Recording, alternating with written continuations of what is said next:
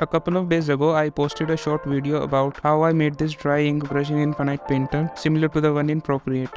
So today I'll show you the actual process of making this brush from scratch. So let's do it.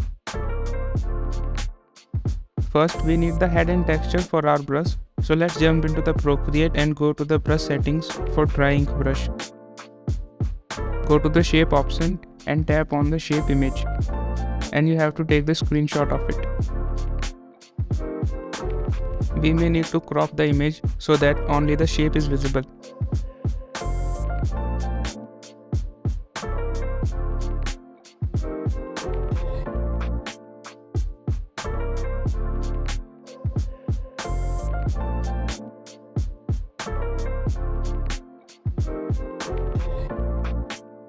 So now we have the head and texture for the brush.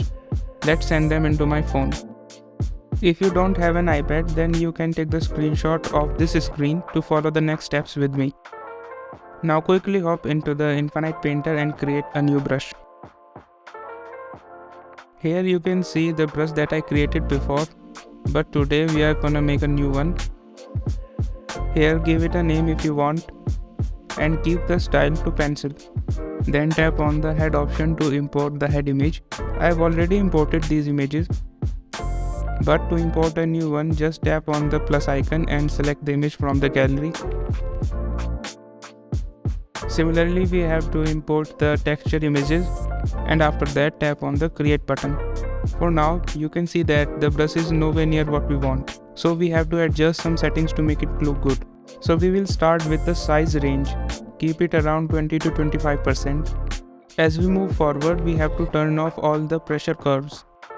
That's because the stylus we are using does not support any pressure sensitivity. Move to head settings. First turn off the invert option and select this curve. Then reduce the spacing to 0.02 and keep the angle at -81 degrees and rotation at 50.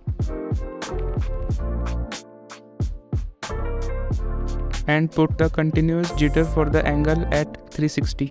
Now we move to texture settings. Select this reverse S curve for the texture and change the style to fixed. Increase the depth to 98 and scale to 1.5. Remember to turn off all the curves. And at last, put the initial jitter for the texture position to 49. So these were all the settings that we needed to change to make this brush perfect. I really like the texture of this brush. That's why I created this tutorial, so that you guys can also enjoy it. And in my next video, I'm gonna make an illustration using only this brush. So do subscribe for that, and I'll see you guys in the next video.